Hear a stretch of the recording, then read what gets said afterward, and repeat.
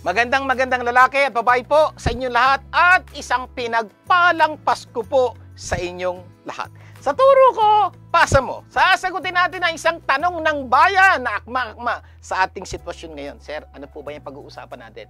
Ano mga pwedeng gawin para tunay nating madama ang diwa ng Pasko? Sa ating episode na, Pasko na, sinta, hindi ko maliyon, isa yun. Pasko na naman, okay tuli ng araw. Mapasin niyo po, mga kanta po pag-uusapan po natin ngayon dahil Pasko po ang ating pag-uusapan. Alam niyo bang napakaraming tao hindi alam ang tunay na diwa ng Pasko? Pasko na. Now, pag-usapan natin, ano ba dapat natin malaman? Alam mo ba na maraming nagse-celebrate ng Pasko pero hindi naniniwala sa Pasko? Hindi po ako nagbibiro. Alam niyo bang maraming tao nagse-celebrate ng Pasko pero hindi naman naniniwala kay Kristo? Tandaan niyo po, kaya may Christmas, may Jesus Christ. Pero alam niyo ba, maski mga bansang hindi naniniwala kay Kristo, may Christmas. At napakarami na po umamin na napakaraming tao hindi naman po naniniwala, personal hindi naniniwala sa Diyos, pero nagse-celebrate ng Pasko. Kasi nga po, dumating na po tayo sa puntong hindi na malinaw ang ibig sabihin ng Pasko. Ano nga ba? Tama natin.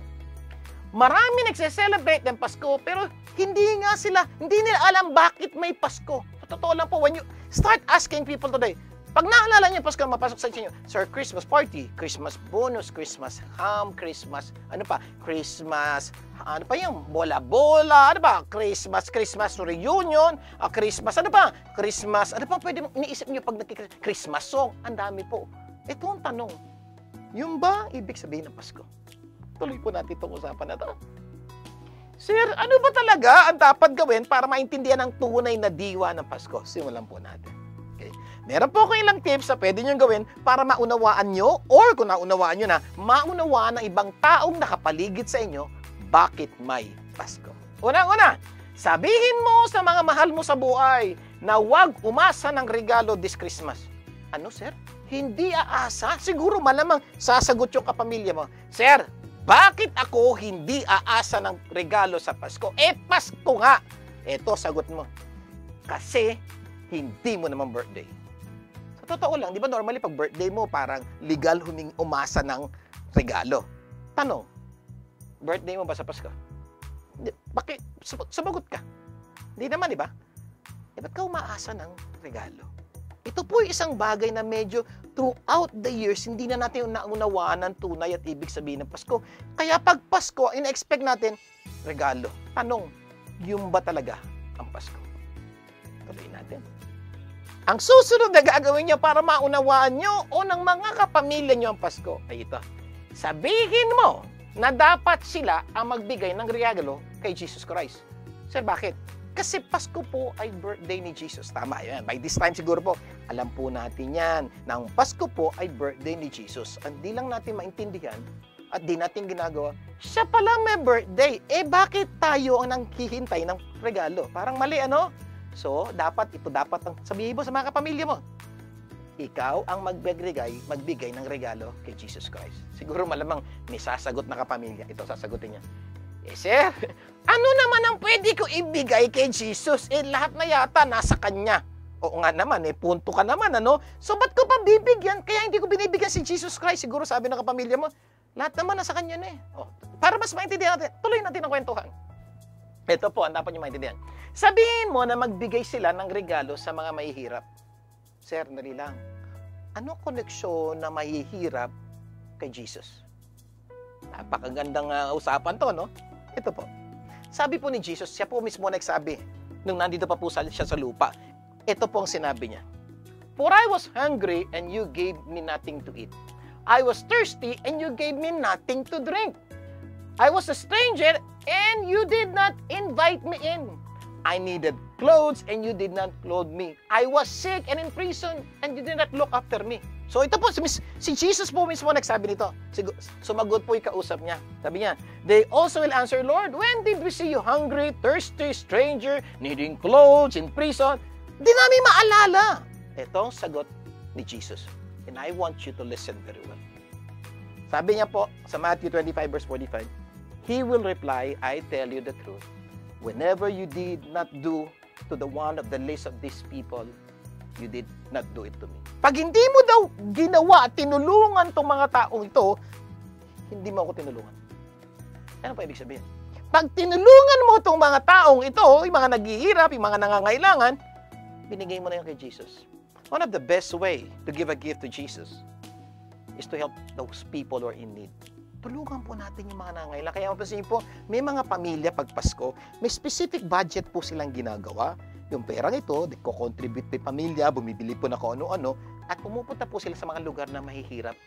At binibigyan po nila ng regalo, pang Noche Buena, yung mga taong wala. Kasi po, isa po yan sa katuruan ng Diyos. Pag ginawa mo yan, nakakatulong ka sa Diyos, binibigay mo yan sa Diyos. And listen to this, when you give to God, can you imagine what will happen when you give to God? God will bless you. At isipan niyo po, isa pang pagturo ng Diyos, it's more blessed to give than to receive. That's the reason why this Christmas po, ulit-ulit kong sinasabi, kung pwede po, huwag kayo mag-expect ng regalo. Pero kung pwede, magbigay kayo ng regalo. Siguraduhin niyo po ngayong Pasko, mas marami kayong regalong ibibigay kesa matatanggap. Kaya niyo yan. At ito pa ho, kung pwede po, tulungan po natin yung mga nangangailangan. Siguro sabihin niyo sa akin, Sir, ako nga nangangailangan, tapos tutulong pa ako sa nangangailangan, di ako kulang na. Ito sagot ko. Kaya ka kulang, hindi ka tumutulong. Isa ho sa mga napaka-importanting natutulong ko sa Diyos is this. It's more blessed to give than to receive. Magpapalaing ka daw ng Diyos pag ikaw nagbibigay kaysa tumatanggap. Kaya kung ikaw nakikinig ka ngayon at gusto mong pagpalaing ka ng Diyos this year, this Christmas, pero hindi lang po this Christmas for the rest of your lives, you give and you help these people. At sisiguraduhin ko sa iyo, ang pagpapala ng Diyos ay mapapasa iyo. Tuloy po natin. Step number 4, ano ang dapat niyo gawin? Ito na. Sabi nga, ikaw, ano favorite Christmas song mo? Tanong ko lang sa'yo. Siguro marami sasagot. Ay, sir, ito. Joy to the World, Silent Night, White Christmas, Pasko na Sinta ko. Ito yung medyo emotional ng konti. Ito pa, Miss Kita kong Christmas at kung ano pa. But I want to share with you my favorite Christmas song. At dahil Christmas po, gusto kong paalala sa'yo, ano ba talaga ibig sabihin ng Pasko? Alam niyo po, may isang kanta na magpapaliwanag talaga ng ibig sabihin ng Pasko. And this is my favorite Christmas song. And I hope, kung hindi niyo pa nalalaman itong kantang ito, pagkatapos po nito, type niyo po sa YouTube, We're the Reason. Every time po, pakinggan ko po itong kantang ito, Christmas time, at even the Christmas, napapaiyak po ako. Because this is the real reason bakit may Pasko. Siguro po, share ko po sa inyo lyrics ng kanta. Sabi po ng kanta, as little children, we would dream of Christmas morning or morning. Ito po yung nagdi-dream tayo, di ba yun? Bago ka matulog, bago Pasko, nagdi-dream ka. Bakit? Naghihintay ka ng regalo. Ito po yan. Of all the gifts and toys we knew would find. Diyan po tayo pinalaki. Pinalaki po tayo na naghihintay tayo ng regalo pagdating ng Pasko. At ako dyan din po lumaki. Talaga po, gustong-gusto ko po yung 24 hanggang 25. Kasi po ito'y bigayan ng regalo. Tingnan niyo po ito. But we never realize a baby born one blessed night. Alam niyo po, kami nakalimutan natin, yung araw na yun ay yung araw na pinanganak si Kristo. Na kaya may Christmas is because may Jesus Christ. Napansin nyo, yung Christmas galing po kay Christ. Ang problema po, pag Pasko nakakalimutan na si Christ, nakakaalala po natin ibang bagay. Dito po pinaalala, may pinanganak. Ito po. Gave us the greatest gift of our lives. Alam niyo bang, siya po yung may birthday, pero sa totoo lang ho, sa araw ng Pasko, siya po ay nagpasimulang ibigay sa atin ang pinakamagandang regalo na dapat mong matanggap. Na dapat natin lahat matanggap. Dahil ito po ang dahilan tayo Pasko. Kasi ano pa yan? We were the reason why He gave His life. Siya po ang dahilan. Tayo po ang dahilan. Ba't siya pinanganak sa lupa? Tayo po ang dahilan, bakit binigay niya po yung buhay niya? Sir, ano yung binigay ang buhay niya? Remember, kaya po may Pasko dahil may mahal na araw. Ang Pasko po ay daan lang para magkaroon ng mahal na araw. Alam niyo, nadidinig niyo to. Pasko ng pagkabuhay, dalawa po ang Pasko, hindi lang po isa. Pasko, December, Pasko ng pagkabuhay, mahal na araw. Ito po yung pinako si Jesus sa krus para tubusin ang ating kasalanan. Yung po ang ibig sabihin. Ibig sabihin po, yung Pasko po ay daanan lang para sa pinakamatinding dahilan, which is the Holy Week. At Pasko ng pagkabuhay. Yung po ibig sabihin ng Pasko. Ang problema po, marami sa atin mas importante Pasko kaysa Holy Week. Tingnan niyo po ito. We were the reason why He suffered and died. To a world that was lost, He gave all He could give. Why? To show us the reason to live. Dapat malaman daw po natin, ano yung dahilan ba tayo nabubuhay? And I want to share with you, ano ba'y dapat na dahilan para tayo mabuhay? Ito po sabi ng kanta. I finally found the reason for living. Ito, galing po nung gumawa po nung kanta. Sabi niya, finally, naalaman ko na ba't nabubuhay. Ikaw, totoo lang, ba't ka nabubuhay?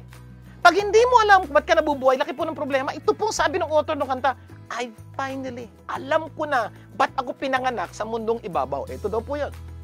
It is in giving every part of my life to Him. Number one, bakit ako nabuhay? Para ibigay daw po lahat ng meron ako to Him, which is Jesus Christ. Yung po purpose natin sa buhay. Kaya po tayo may Pasko. Kaya po tayo tinatawag na Kristiyano, na naniniwala tayo kay Kristo na pinanganak minsan isang Pasko na sineselebrate natin taon-taon para mamatay po siya sa krus ng Kalbaryo. Para sa linggo ng pagkabuhay, mabuhay na muli para iligtas tayo sa ating mga kasalanan. Alam niyo po yan, di ba? Napag-usapan niyo po yan sa simbahan. At alam niyo po yan. Kaya lang kumisan po, nakakalimutan na natin. At ito pong kantang ito, nagpapaalala palagi sa akin. Kaya po, gusto kong pakinggan. We are the reason. At ulitin ko po, kung di nyo alam to, o kung alam nyo man, go to YouTube, type We are the reason. Nilalabas pong video. Listen to the song. And I will assure you, you will truly understand what Christmas is all about. Sabi po dito, in all that I do, in every word that I say, I'll be giving all just for Him. Imagine. Yan po ibig sabihin ng Pasko. Na dapat daw po ang buhay natin, ialay natin sa Diyos. At sa lahat ng ating gagawin, lahat ng ating sasabihin, sana maialay natin sa Diyos. Because we are the reason bakit may Pasko. At dapat po, He should be the reason why we celebrate Christmas. Pang-apat na gusto ko pong ituro sa inyo, na sana maintindihan niyo, walang maligayang Pasko kung walang mahal na araw at Pasko ng pagkabuhay. Tandaan niyo po yun. Ulitin ko po, walang maligayang Pasko kung walang mahal na araw at Pasko ng pagkabuhay. Because sa Pasko ng pagkabuhay, di ba, pinako siya sa krus, namatay siya, pero nabuhay na muli. Para sagipin tayo sa lahat ng ating kasalanan. At ang Christmas, ulitin ko po, daan lang yun. Ang tanong, naintindihan mo ba talaga ibig sabihin ng Pasko? Pangalawa, alam niyo ho ba talaga ang dapat niyo gawin? Ito po, pang-5 dahilan para malaman niyo ang diwa ng Pasko. Siguraduhin niyo na kasama niyo ang birthday celebrant na si Jesus Christ sa pagdiriwang niyong Pasko. Kasi po, baliwala ang Christmas kung wala si Kristo. Tanong, kasama niyo ba si Kristo sa Paskong ito? At yun po aking panalangin. Sana po, maintindihan natin truly. Kung kayo po hindi naniniwala sa Pasko, sa Kristo, wala po akong problema. Pero kung ikaw naniniwala ka sa Pasko at naniniwala ka kay Kristo at naniniwala kang namatay siya para sa ating kasalanan, the best thing we need to do this Christmas is to acknowledge na siya po ang ating tagapagligtas. At kaya may Pasko na merry kasi po ligtas na tayo sa ating mga kasalanan.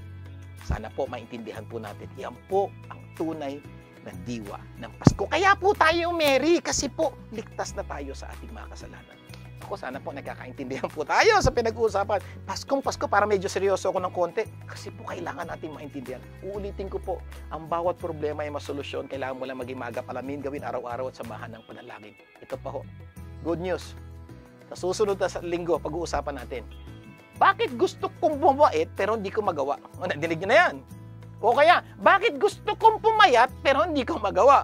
Kasi po, yan ang mga topic na normally pinag-usapan bago magbagong taon. Sa ating episode na Bagong Taon, Lumang Buhay. Ay, tama ba yun? So, pag-uusapan po natin yung mga bagay na yan. Tingnan natin ano yung pwedeng gawin para mapaganda ang ating buhay. Muli po, for more videos patungkol po sa buhay na gusto nyong gumanda buhay nyo, punta lang po kayo sa Vic Garcia Facebook or magpa-subscribe po kayo sa Vic and Alvin Garcia YouTube channel. Pag ginawa nyo po ito, marami na kayong mapapanood na video na pwede magpaganda ng buhay nyo. Muli po, Vic Garcia, nagsasabing isang pinagpalang Pasko at isang magandang bagong taon sa inyong lahat. God bless you po.